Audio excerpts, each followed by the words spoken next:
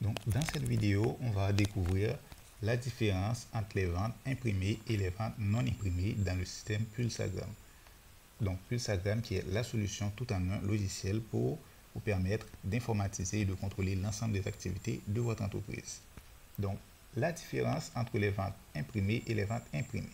Donc, les ventes imprimées, donc, on peut voir d'abord une différence de couleur dans le listing de vente. On a les ventes en blanc ici et les ventes en gris. Donc, les ventes en gris sont les ventes imprimées et les ventes en blanc sont les ventes non imprimées. Donc, les ventes imprimées sont tout simplement les ventes dont on a remis la fiche au client. Donc, et cette vente-là, on a remis la fiche, on a envoyé par email ou bien on a imprimé à partir d'une imprimante poste, ou bien on a simplement confirmé cette vente. Donc, cette vente est considérée comme imprimée. Donc, maintenant, quelle est la différence? Le système va prendre en compte lors des rapports, lorsque des rapports vont s'effectuer, les ventes non imprimées ne sont pas prises en compte. Le système va considérer ces ventes-là comme des ventes non achevées. Parce qu'on n'a pas remis la fiche, ces ventes-là ne sont pas achevées.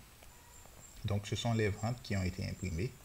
Donc, on peut voir que ici, donc dès que ce bouton-là est en gris, ce sont les ventes qui ont été imprimées qui vont être considérées comme des ventes achevées et ils vont être prises en compte par le système. Comme on peut voir ici, on a beaucoup de ventes qui ont été faites le 7/03. On a beaucoup de ventes qui ont été faites le 03. Pourtant, si on va dans le rapport, la partie dashboard, on va voir qu'on a seulement une vente le 1er et 2 ventes le 3. Donc, on a 2 ventes le 1er et 2 ventes le 3. On a 2 ventes pour le 1er juillet et 2 ventes pour le 3 juillet. Donc, on est au mois de juillet ici. Donc, c'est ainsi, on a seulement ces 2 ventes-là qui sont prises en compte pour le 3.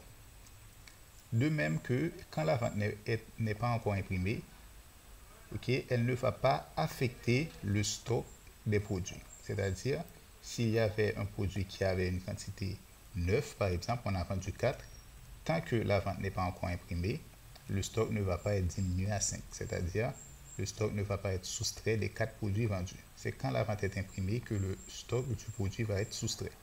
Donc, c'est ainsi, c'est la différence entre les ventes imprimées et les ventes non imprimées. Par exemple, si je vais sur cette vente non imprimée, je fais voir, Dans cette vente, on a vendu 2 sandales.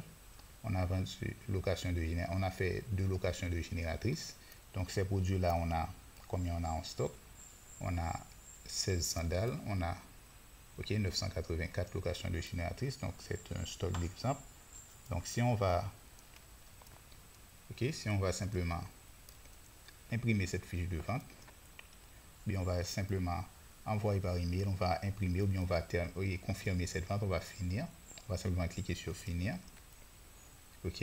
Maintenant, si on va dans le stock de ces produits-là, on va voir qu'on a 982 locations de génératrices et 14 paires de sandales.